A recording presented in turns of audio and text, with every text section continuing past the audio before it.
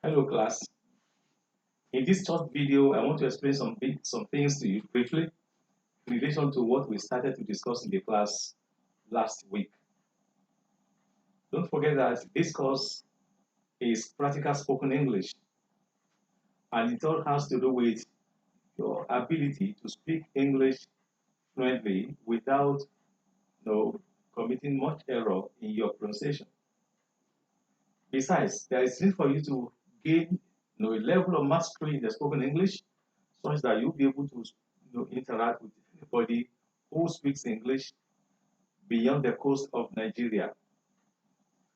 That's why this class will involve the need to learn the articulatory organs, how they are manipulated in the process of speech production, as well as some other concepts that need to be mastered so that the spoken English in second language environment, as we have in Nigeria here, will not run extremely contrary to the generally accepted standard of English language. Number one, there is need for us to have this very clear at the back of our mind that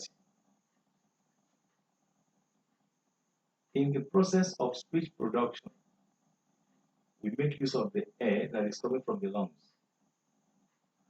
And the human articulatory organs that reside inside the oral cavity, inside the larynx, in the nasal cavity, they are the ones that we use for manipulating the air for the purpose of speech production. One basic thing is this. As we use the articulatory organs to either block the air or reduce the passage of the air in one way or the other to achieve a particular type of sound, the movement of the tongue is subject to some kind of calculated, though unconsciously, but calculated maneuver, calculated movement here and there, gestures to the left, to the right, to the front, to the back. Now, in certain environments where two sounds that are produced at the same spot in the articulatory tract, when such sounds occur in adjacent relationship, production of those two sounds in quick succession make articulatory process hard. As a result of this, we have to drop one sound and allow the other one to go. In some other situations, one sound has to assume, it has to acquire the properties of its neighboring sound. For instance, if a voiced sound is paired with a voiceless sound, and the two of them have to be produced in such a very closely knit form, you will need to compromise voicing quality of one for the other. Besides, the movement of our tongue has to, at some situations, go back to a rest position, which is not a consciously done act. For instance, if you want to produce a sound like there, in quick succession with when it had ta and da are both produced at their middle point. And if by accident two words that occur together in adjacent relations have ta and da occurring at the boundary of the two words, maybe in a phrase, it will be very hard to produce ta and immediately move the tongue again to produce da following that sound we had. Let's look for an example.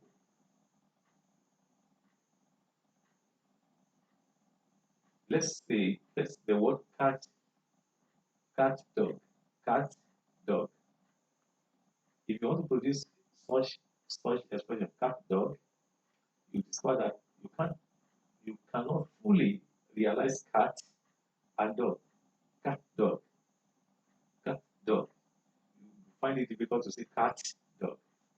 If you insist on producing cat fully and then dog, you will end up exercising some kind of restraint or a pause before you produce dog. Why? Because production of tar entails shooting forward the blade of the tongue to the alveolar point. Production of tar equally entails the same thing. Thus, to manipulate your tongue in such a rapid motion in quick succession will be difficult. Those are some of the things we need to pay attention to in this course. There is a concept that is generally known as morphophonemic rule. Morphophonemic rule involves the kind of modification of sounds, especially in the concept of assigning past tense form, past tense marker to a verb, a regular verb, as well as assigning plural form to a regular noun. If a word is a regular verb, that is, a regular verb takes ed past tense. If you have to inflect it. Now, if you want to inflect a regular verb that involves the use of ed past tense, then look at the verb very closely. The root word of the verb. What is the voicing quality of the last sound in that verb? The last sound in that verb, if it is a voiceless sound, then your ed past tense, which should naturally be produced as there, will definitely be modified. Let's look at the word like this: park. The word park ends in car, and is a verb. Now, if you want to inflect park for past tense, with past tense marker, it requires ed. You will agree with me that to produce park plus ed as parked would take extra muscular effort. But in this case, because why does it require that? Because park is a voice, the sound at the end of park, which is car, is a voice sound. There is a voice sound. You forcing, don't forget we have discussed the concept of vocal cords, opening and closing. Now, if pa, if car and da have to be produced in quick succession, it means forcing the vocal cord to perform two gestural motion in such a very rapid form that may not be very convenient for it. That's why it is rather better to leave the vocal cords open after car, allowing that to be realized as start. That's what gives rise to packed being pronounced as packed. That would be easier. Now let's look at another word, laugh. If you say laugh and you want to inflect it for past tense form, that means you want to add ed to it, then you are expected to produce something in the form of laugh, which is not going to be easy. It is better to say laughed because the manipulation at the glottis point, where the vocal cord should open and close, it cannot quickly get open for sound and immediately close up for the sound. Therefore, you leave it open. And so what you realize there is laughed. So this is known as morphophonemic rule. So you need to be familiar with it.